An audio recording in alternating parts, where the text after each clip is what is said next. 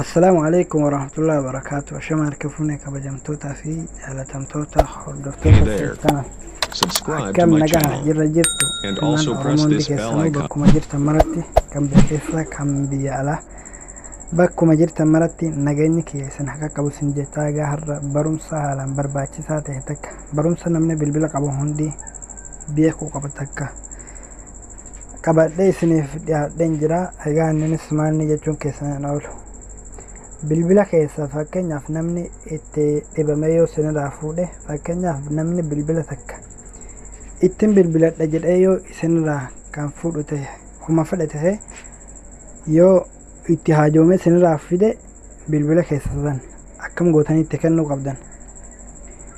Bilbila keessa yoo bilbila ta'e fakkeenya bilbilachuudhaaf yoo ta'e bakkuma bilbilaa sanii akkam baane gootanii hiitanii akkamitti nama sanitti kennuu dandeessan settingii hiitanii itti kennitan qabdanii jechaadha. Akkana jechuun bakka bilbila kana keessa gonkumaa bahuu hin danda'u jechaadha. As keessa hin bahu jechaadha. Bakkumatti dhibame kana sun keessatti fayyadee bilbila keessan achii bahuu hin danda'u. Suuraa ta'es waan adda addaa iccitii isinirraa ilaaluu hin danda'u. Egaa kana kan walumaan laallu taha hanga xumura qophii kiyyaatti share like subscribe gochuun na waliin turan isin jira. Gamanuma warroonni mana keenyaaf haaraa taatan yoo jiraattan isinillee share like subscribe gochuudhaan maatii keenyatti dabalamaan isin jira. Egaa amma gama barumsaa keenyaan isin dabarsaa nu waliin tura.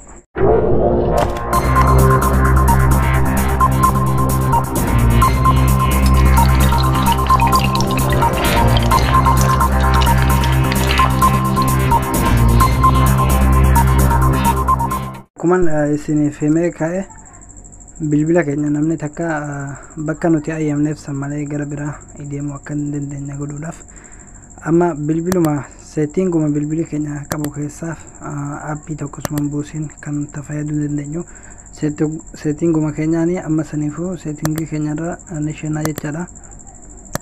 Egaa haala kana irratti sheenee kaaniin booda amma gadi buutanii jechaadha. Bakka kanarratti hin dho'itanii haala kana egaa irratti dho'itanii kaatanii booda gadi buutanii on the security setting bakka jedhu kanarratti ni dho'itan. Haala kana egaa irratti dho'itanii kaatanii booda amma kinoo kanarratti ni dho'itanii haala kana egaa irratti dho'itanii kaatanii booda amma fakkeenyaaf on godhen ture inni keessanis haala kanaan isiniif dhufa saniifu kana haala kanaan itti bantanii jechaadha. Kinoo kana lamaanuusaa akkuma jirutti kana egaa bantanii kaatanii booda amma fakkeenyaaf gadi baane namni takka fakkeenyaaf mee amma hisaabumaaf jecha yoo isinirraa fidiraadha mana hisaabaa kanarratti isin agarsiisa fakkeenyaaf saniifuu amma asirratti ni qabnaa jechaadha takkaadha. Bakka appilikeeshinni mataan isaa mul'atu kun asirratti ni qabnaa jechaadha. Egaa haala kanaan qabnee booda takka Subscribe to my channel appii bakka and jedhu also kanarratti press ni this dho'ina. bell icon. Haala kana egaa irratti dho'inee kaaneen booda okkee jennaan jechaadha. Amma akkuma agartan hiineerraa jechaadha. Namni keessaa bahuu hin danda'u.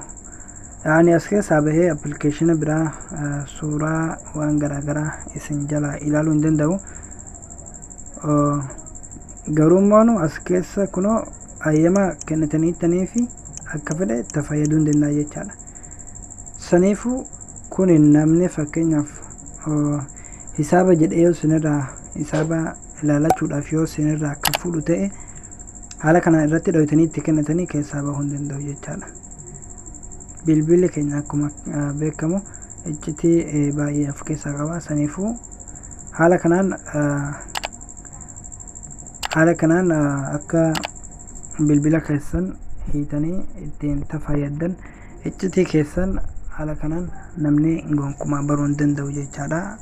Haala kanaan egaa hiitanii itti kennitanii kaatanii booda yeroo irraa fiddanii san jechaadha asirratti ni dho'itanii jechaadha. Bakka kanarratti kana lamaan irratti ni dho'itanii jechaadha. Kana yeroo takkaadhaaf qabdanii jechaadha. Massaa yoo qabdanii sinii hiikkataa jechaadha. Saanii dhibsinee hiikkata.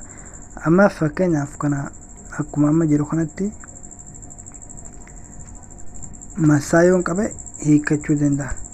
Amma akkuma agartan duuba deebi'u waa takka hin danda'u jechaadha. Asuma keessa waan fayyadamuu yoo ta'e malee as keessaa bahee suuraa lama iccitii nuti qabnu waan hunda ilaaluu hin danda'u jechaadha. Saniifuu amma yeroo keessaa baanutti akkuma isiniif hime kana haala kanaan ni qabdanii jechaadha. Yeroo sabuma takka keessa qabdanii jechaadha. Sekonduma muraasa keessa yoo wal faana qabdan isinii hiikkataa jechaadha.